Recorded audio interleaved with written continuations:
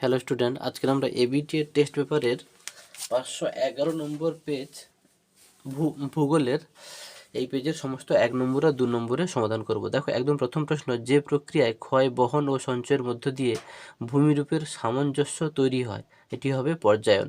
তারপরের প্রশ্ন, পাখির পায়ের আকৃতির মতো বদ্বীপ দেখা যায় মিসিসিপি মিসৌরি নদীর মোহনায়। তারপরের প্রশ্ন, প্রস্তরময় মরুভূমিকে বলা হয় রেক, আবার সেরিস, মানে মিশরে সেরিস বলে। হলো দুটোই উত্তর হবে।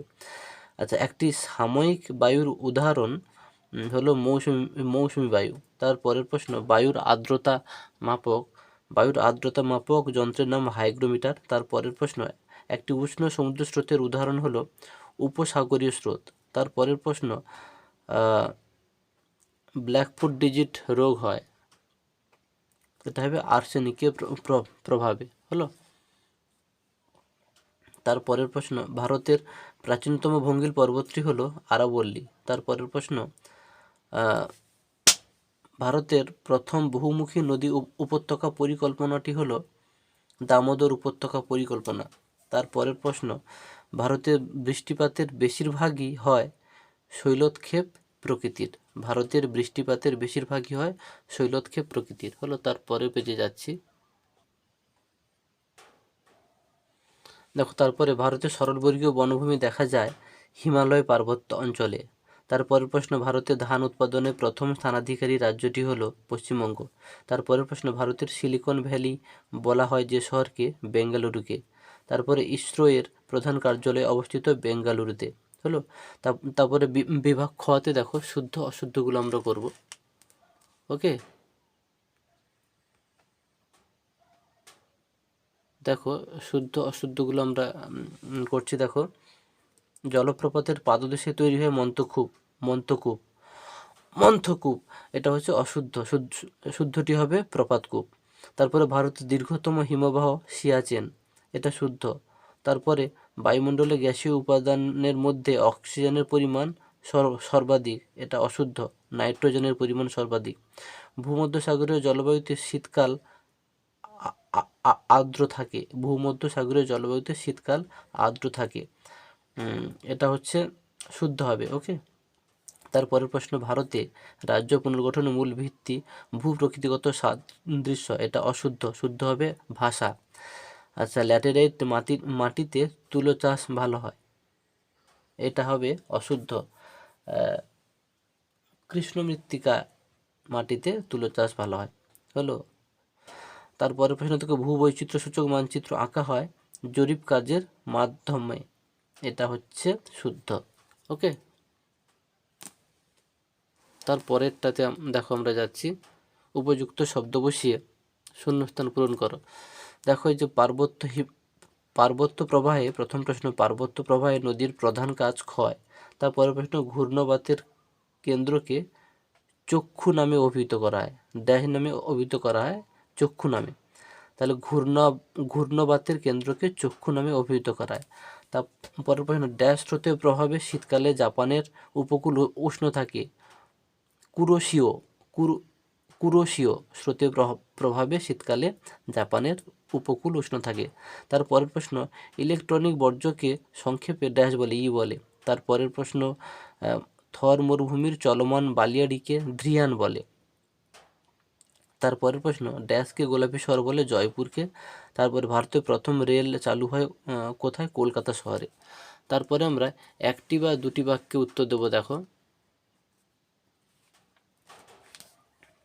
প্রথম প্রশ্ন হচ্ছে, হিমবাহ বাহিত ক্ষয়জাত পদার্থকে কি বলা হয়, গ্রাবরেখা। তারপরের প্রশ্ন, আল্পস পর্বতের উপর দিয়ে প্রবাহিত উষ্ণ বায়ুর নাম ফন। তারপরের প্রশ্ন, স্যানিটারি ল্যান্ডফিল থেকে কোন গ্যাস নির্গত হয়, মিথেন গ্যাস। তারপরে গঙ্গা নদীর কোন প্রবাহে সর্বাধিক দূষণ লক্ষ্য করা যায়, নিম্ন প্রবাহে। তারপরের প্রশ্ন, লাক্ষা ও মিনিকয় কী ধরনের দ্বীপ, এটা হবে প্রবাল দ্বীপ।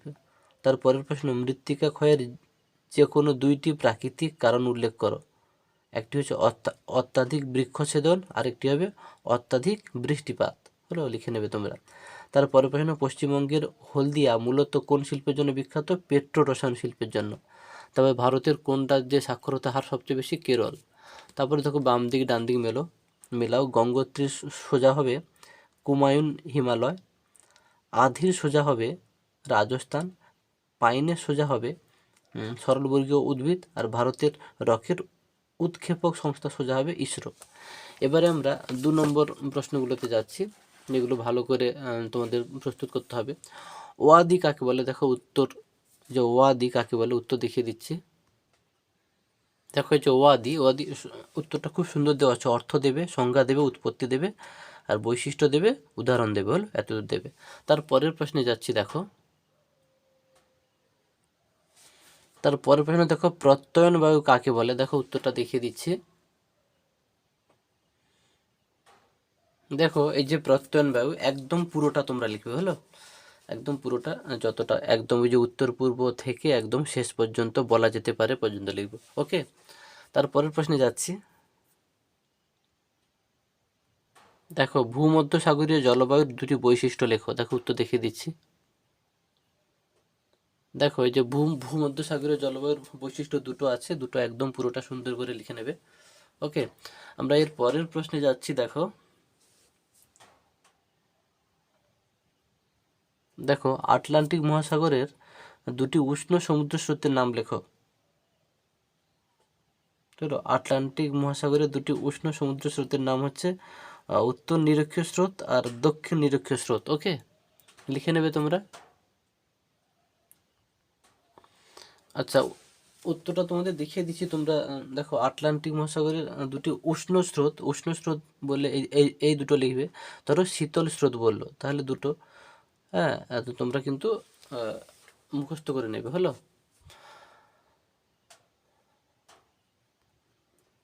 দেখো ওই পেজটা দেখিয়ে দিচ্ছি। আটলান্টিক মহাসাগরের 2টো কি 3টে উষ্ণ স্রোত মুখস্থ করে নেবে, আর শীতল স্রোতও 3টে মুখস্থ করে নেবে।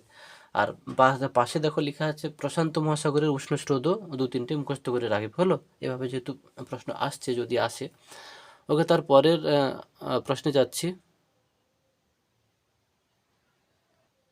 তারপর প্রশ্ন দেখো লিচেট কি? দেখো উত্তর দেখিয়ে দিচ্ছি। দেখো এই যে লিচেট কি, একদম এই সংজ্ঞা দেবে আর প্রভাব দেবে, হলো একদম এখান থেকে এতদূর লিখবে। ওকে, তারপরের প্রশ্নে যাচ্ছি। দেখো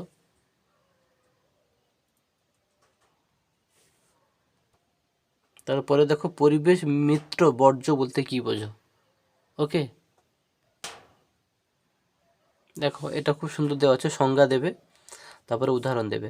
ওকে, তারপরের প্রশ্নে যাচ্ছি। দেখো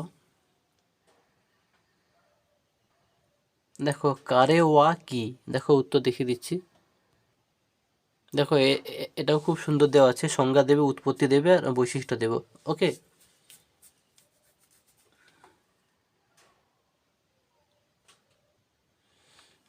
এটা মোটামুটি এই 3টে পয়েন্ট দিলেই সুন্দর উত্তর হয়ে যাবে। ওকে, তারপরের প্রশ্নে যাচ্ছি। দেখো অন্তর্বাহিনী নদী কাকে বলে? দেখো উত্তর দেখিয়ে দিচ্ছি। দেখো এই যে অন্তর্বাহিনী নদী বলতে কি বোঝো, এই সংজ্ঞাটা দেবে আর উদাহরণ দেবে, হলো এখান থেকে এতদূর লিখে দেবে। ওকে, তারপরের প্রশ্নে যাচ্ছি। দেখো দেখো সামাজিক বনসৃজন বলতে কি বোঝো? দেখো উত্তর দেখিয়ে দিচ্ছি। দেখো এই যে সামাজিক বনসৃজন, সংজ্ঞা এখান থেকে এতদূর দেবে, তারপরে উদ্দেশ্যও কয়েকটা দেবে, দেখিয়ে দিচ্ছি।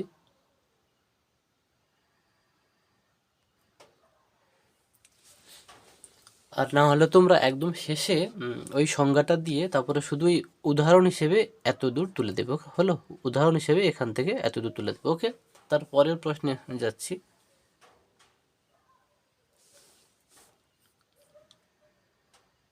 তারপরে দেখো যে জায়িদ শস্য কি? দেখো উত্তর দেখিয়ে দিচ্ছি। দেখো এই যে জায়িদ শস্য বা জায়িদ ক্রপ, একদম সংজ্ঞা বৈশিষ্ট্য পুরোটাই লিখে দেবে, হলো। তারপরের প্রশ্নে যাচ্ছি। দেখো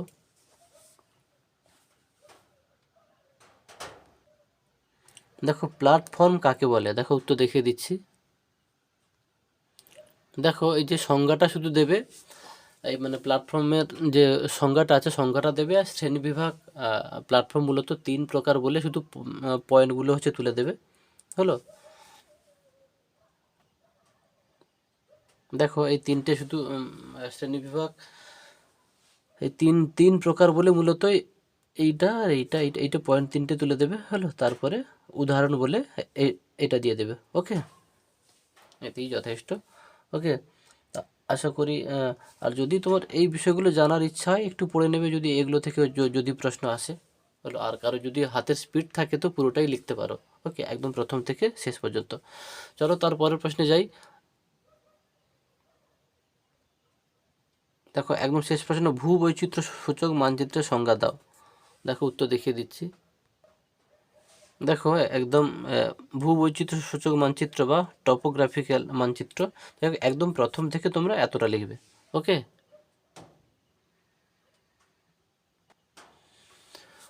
ওকে, তাহলে এটা মোটামুটি এতদূর পর্যন্ত লিখলে হবে।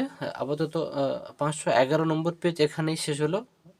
আমরা পরের ভিডিওতে পরের পেজটা নিয়ে আসছি। ওকে, এই পর্যন্ত রাখি।